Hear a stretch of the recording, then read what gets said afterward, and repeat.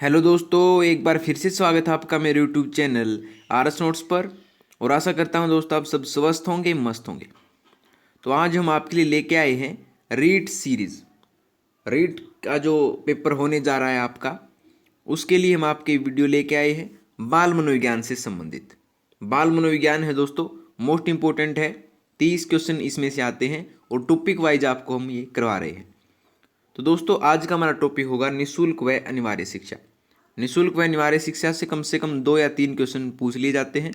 तो ऐसे क्वेश्चन आपको इस वीडियो में करवाए जाएंगे जो कि आपके बार एग्जाम्स में आए गए हैं और आगे भी आ सकते हैं।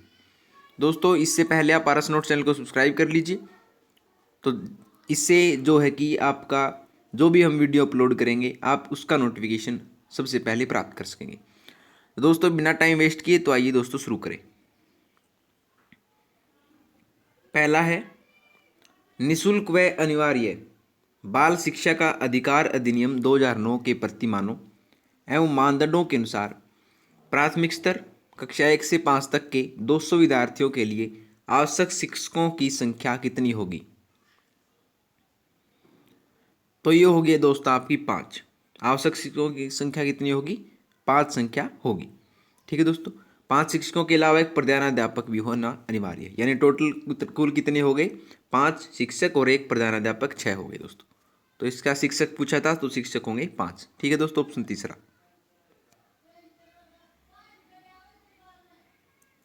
अगला निःशुल्क बाल शिक्षा का अधिकार अधिनियम 2009 RTE act, right to education act की धारा 29(1) के तहत राज्य सरकार द्वारा घोषित शैक्षिक प्राधिकारी है। तो शैक्षिक प्राधिकारी कौन सा होता है? ये होता है राज्य शैक्षिक अनुसंधान एवं प्रशिक्षण परिषद। ऑप्शन दूसरा दोस्तों इसका आंसर हो जाएगा। हर क्वेश्चन इंपॉर्टेंट है दोस्तों, एक भी क्वेश्चन मिस ना कीजिएगा।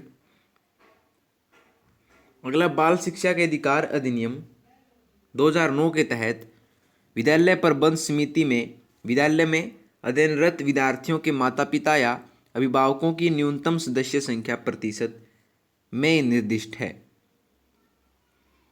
तो कितनी है? ये है आपकी 75%। ऑप्शन पहला। ठीक है दोस्तों, अगला देखिए,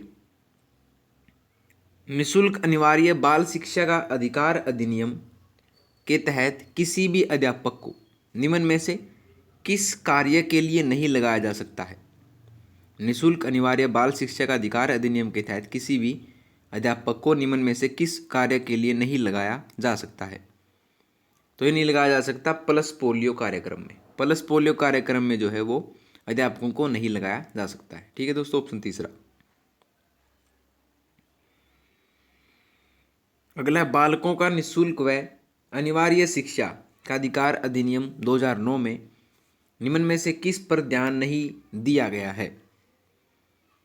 बालकों का निःशुल्क व अनिवार्य शिक्षा का अधिकार अधिनियम 2009 में निम्न में से किस पर ध्यान नहीं दिया गया है? तो ये नहीं दिया गया है 14 वर्ष की आयु के बाद की शिक्षा। दोस्तों 14 वर्ष से पहले की शिक्षा का अधिकार तो दिया गया है, लेकिन 14 वर्ष की आयु के बाद की शिक्षा का जो है ये अधिकार नहीं दिया गया है। ठीक है दोस्तों, ऑप्शन दूसरा। अगला निःशुल्क बाल शिक्षा के अधिकार अधिनियम 2009 के तहत एक अध्यापक को निम्न में से किस दायित्व को पूरा करना होता है? तो ये करना होता है उपरोक्त सब, यानी विद्यालय में नियमित रूप से समय पर उपस्थित होना, पाठ्यक्रम का संचालन का पूरा करना व संपूर्ण पाठ्यक्रम को निर्धारित समय पर पूरा करना। ऑप्शन फोर्थ इसका आंसर हो जाएगा उपरोक्त सभी। ठीक है दोस्तों, अगला अनिवार्य बाल शिक्षा अधिकार अधिनियम 2009 को क्यों लागू करना आवश्यक था? क्यों लागू करना आवश्यक था? क्योंकि इसमें बालकों को दिए गए मूल अधिकार के अनुसार गुणवत्तापूर्ण शिक्षा की संरचना उपलब्ध कराने हेतु। ठीक है दोस्तों, ऑप्शन दूसरा इसका आंसर हो जाएगा। अगला राजस्थान में निःशुल्क व अनिवार्य बाल शिक्षा का अधिकार अधिनियम के तहत बनाए गए नियम किस नाम से तथा कब प्रभावी हुए? तो ये हुए थे आपके राजस्थान निःशुल्क एवं अनिवार्य बाल शिक्षा का अधिकार अधिनियम 2011 को 29 मार्च 2011 को ये लागू किए गए थे। ठीक है दोस्तों, ऑप्शन चौथा। अगला, निःशुल्क शिक्षा और अनिवार्य शिक्षा अधिकार अधिनियम अधिनियमित किया गया। तो ये किया गया था दोस्तों भारत की संसद द्वारा। ऑप्शन तीसरा इसका आंसर हो जाएगा। ठीक है, निःशुल्क शिक्षा और अनिवार्य शिक्षा अधिकार अधिनियम भारत की संसद द्वारा अधिनियमित किया गया था। अगला, शिक्षा का अधिकार अधिनियम 2009 को लागू करना क्यों आवश्यक था? शिक्षा का अधिकार अधिनियम 2009 को लागू करना क्यों आवश्यक था? इसमें बालकों को दिए गए मूल अधिकार के अनुसार गुणवत्तापूर्ण शिक्षा की संरचना उपलब्ध कराने हेतु। तो इसका आंसर हो जाएगा ऑप्शन दूसरा दोस्तों। अगला है, आरटीई एक्ट के अनुसार विद्यालय भवन में क्या क्या होना चाहिए? आरटीई एक्ट के अनुसार विद्यालय में क्या क्या होना चाहिए? ये होना चाहिए प्रत्येक शिक्षक के लिए कम से कम एक कक्ष एवं प्रधानाध्यापक का कमरा, लड़के एवं लड़कियों के लिए पृथक पृथक शौचालय और खेल का मैदान एवं पर्याप्त पेयजल व्यवस्था। उपरोक्त सभी इसके आंसर हो जाएंगे दोस्तों, ऑप्शन फोर्थ। अगला, आरटीई एक्ट का संबंध किस आयु वर्ग के बच्चों से है? आरटीई एक्ट का संबंध जो है वो किस आयु वर्ग के बच्चों से है? तो ये है दोस्तों 6 से 14 वर्ष तक के बच्चों के लिए। राइट टू एजुकेशन जो एक्ट आपका, शिक्षा का अधिकार, वो 6 से 14 वर्ष के आयु वर्ग के बच्चों के लिए है दोस्तों। ठीक है, अगला, उच्च प्राथमिक स्तर तक फैल करने की व्यवस्था का अंत किस कानून की देन है? तो ये है राइट टू एजुकेशन एक्ट के तहत, ऑप्शन दूसरा।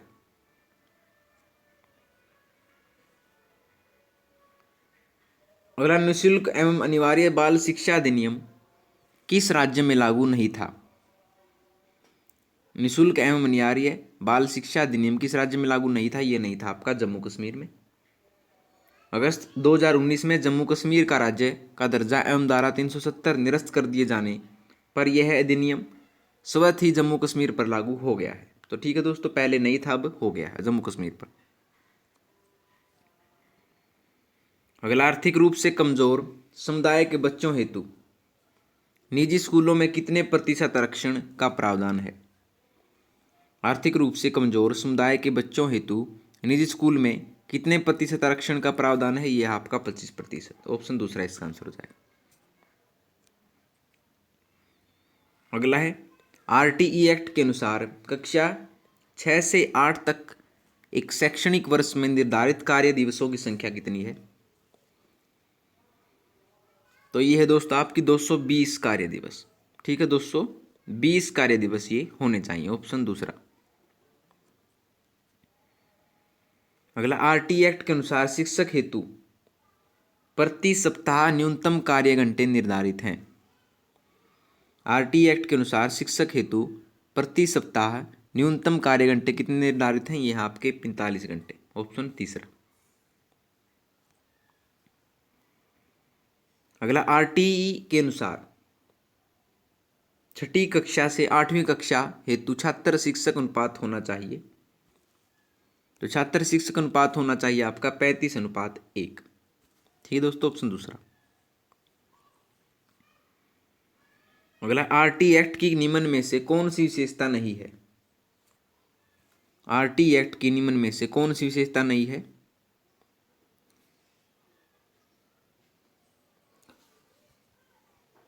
तो ये नहीं है आपकी निजी विद्यालयों को प्रोत्साहन।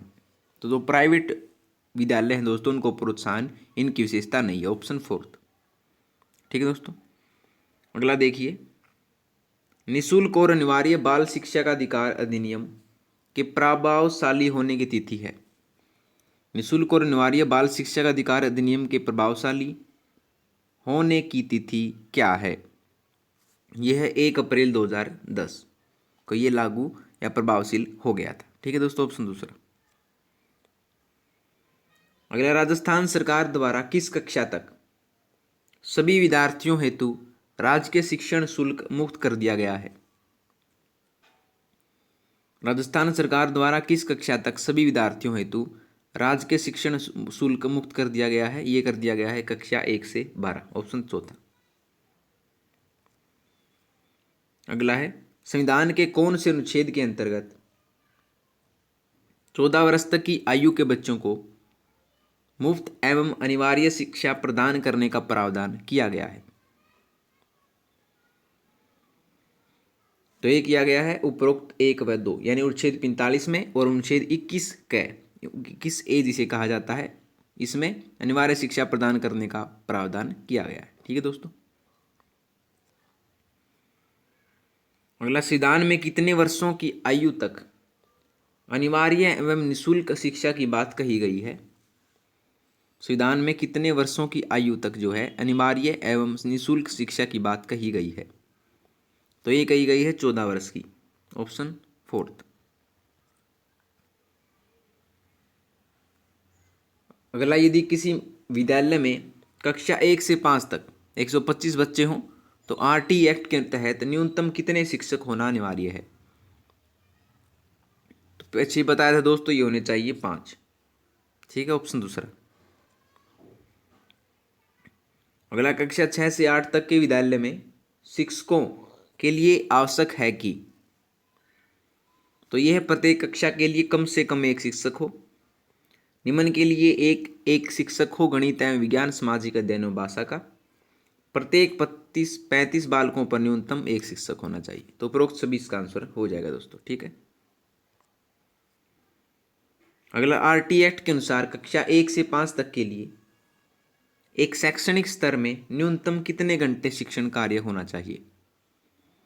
आरटी एक्ट के अनुसार कक्षा 1 से 5 तक के लिए एक शैक्षणिक स्तर में न्यूनतम ये होना चाहिए आपका 800 घंटे, ऑप्शन तीसरा। ठीक है दोस्तों।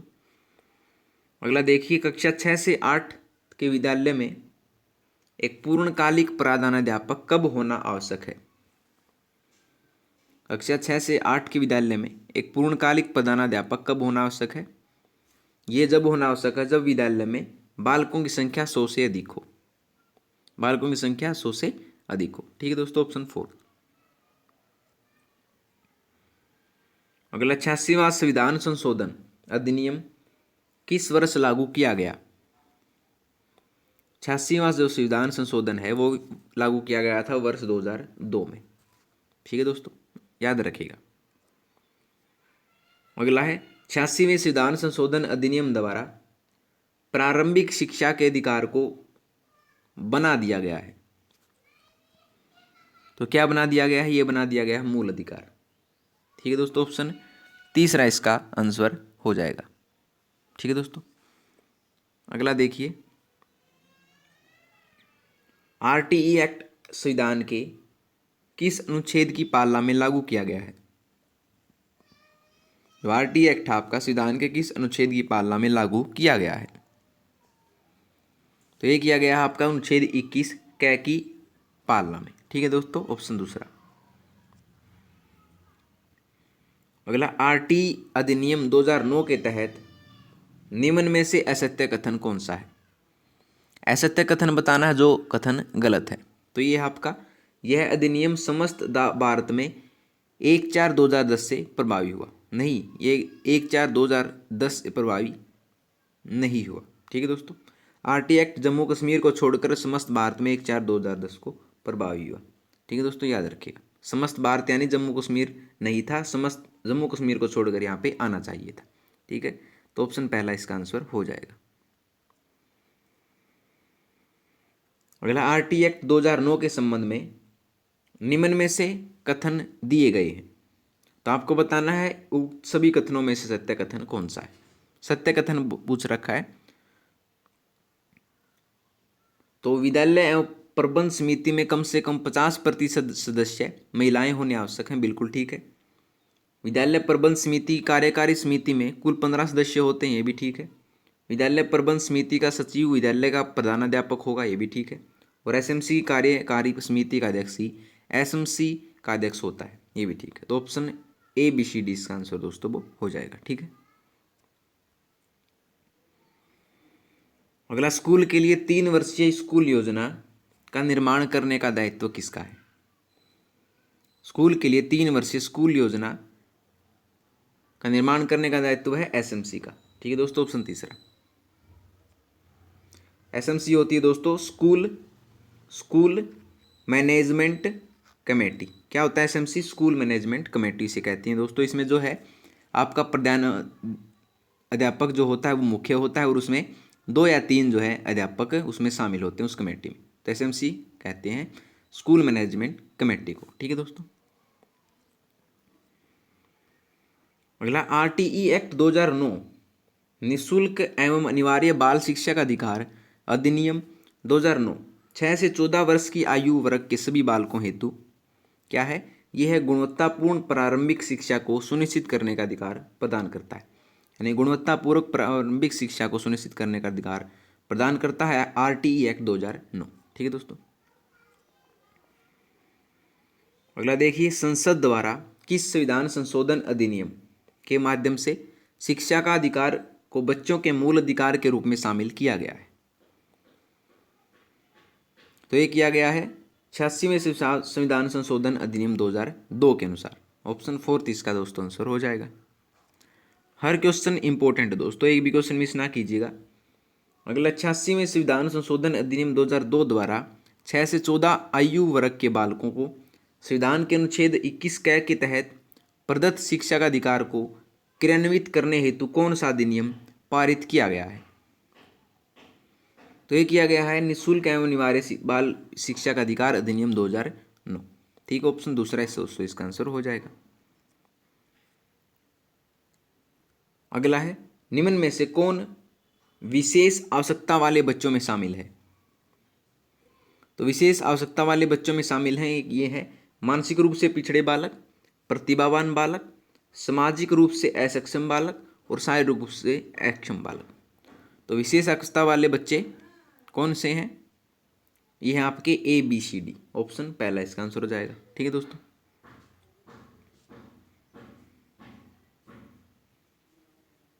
अगला, the right of children to free and compulsory education act 2009 के तहत दिव्यांग बच्चों के लिए निःशुल्क शिक्षा हेतु आयु क्या रखी गई है? तो आयु ये रखी गई है दोस्तों 6 से 18 वर्ष। ऑप्शन दूसरा इसका आंसर हो जाएगा। ठीक है दोस्तों। अगला, कमजोर वर्ग के बालक EWS से तात्पर्य है? कमजोर वर्ग के बालक EWS से क्या तात्पर्य है? तो ये है ऐसे माता पिता अभिभावकों के बालक जो सरकार द्वारा निर्धारित न्यूनतम सीमा की वार्षिक आय की सीमा से नीचे के वर्ग में आते हैं, वो कमजोर वर्ग के बालक या EWS उनको कहते हैं दोस्तों। ठीक, ऑप्शन पहला। अगला, राजस्थान निःशुल्क एवं अनिवार्य बाल शिक्षा का अधिकार अधिनियम 2011 के अनुसार प्रारंभिक शिक्षा का परिषद का प्रमुख होगा? तो ये होगा आयुक्त निदेशक सर्व शिक्षा अभियान के तहत। ठीक है दोस्तों, ऑप्शन 4। अगला, राजस्थान निःशुल्क एवं अनिवार्य बाल शिक्षा का अधिकार अधिनियम 2011 के तहत विद्यालय प्रबंध समिति कार्यकारिणी समिति के सदस्यों में निम्न में से कौन शामिल नहीं होगा? कौन शामिल नहीं होगा दोस्तों? ये नहीं होगा क्षेत्र का ब्लॉक शिक्षा अधिकारी या जिसे BEO भी कहा जाता है, ये शामिल दोस्तों नहीं होगा। ऑप्शन पहला।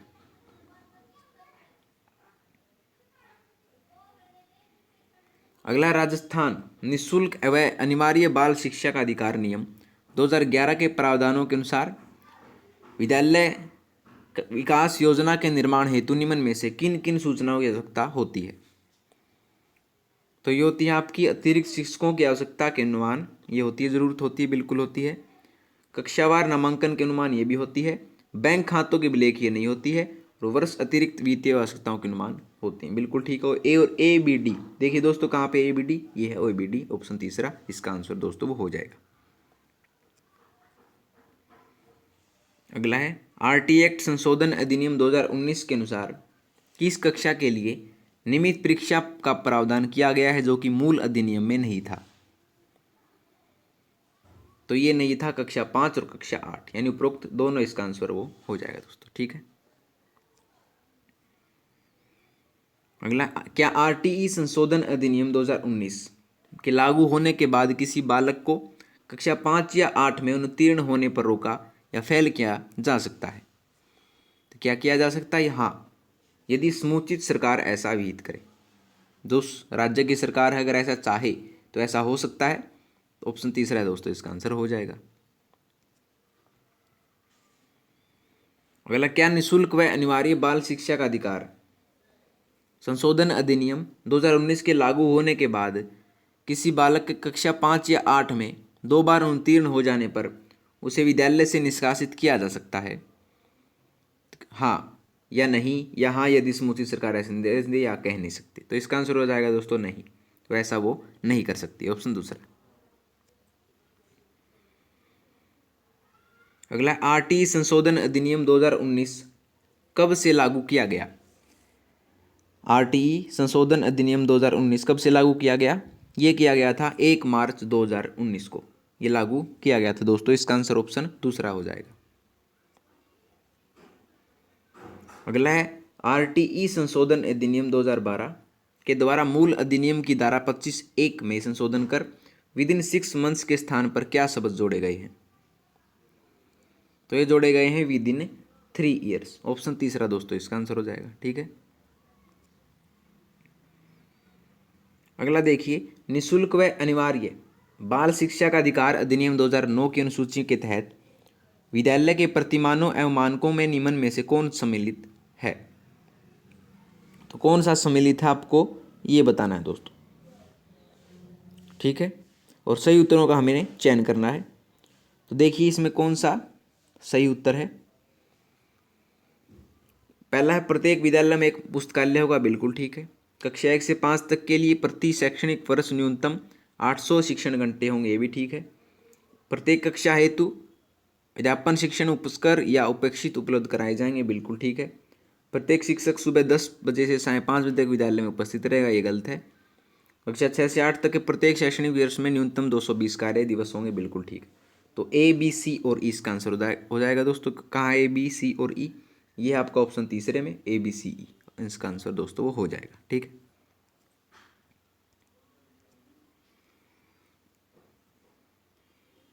अगला है, निःशुल्क एवं अनिवार्य बाल शिक्षा का अधिकार अधिनियम 2009 में संशोधन कौन कर सकता है? तो ये कर सकता है संसद, ऑप्शन दूसरा। अगला है, विद्यालय विकास योजना के निर्माण का उत्तरदायित्व किस पर है? तो ये होता है आपका ऑप्शन नंबर तीसरा, विद्यालय प्रबंध समिति पर, ऑप्शन तीसरा। ठीक है दोस्तों। और अंतिम है इस वीडियो का, ये है आरटी एक्ट 2009 की धारा 23(1) के तहत शिक्षकों की योग्यताएं निर्धारित करने वाला केंद्र सरकार द्वारा प्राधिकृत शैक्षिक प्राधिकारी है। यह है आपका एनसीटी, ये ऑप्शन दूसरा इसका आंसर हो जाएगा दोस्तों। ठीक है। तो लीजिए दोस्तों, आपकी वीडियो होती है कंप्लीट। अगर आपको वीडियो पसंद आई हो तो वीडियो को लाइक शेयर कमेंट करके जरूर बताइएगा, और आरएस नोट्स चैनल को सब्सक्राइब कर लीजिए। तो दोस्तों मिलते हैं आपसे अगली वीडियो में नए रोचक प्रश्नों के साथ। तब तक के लिए धन्यवाद दोस्तों।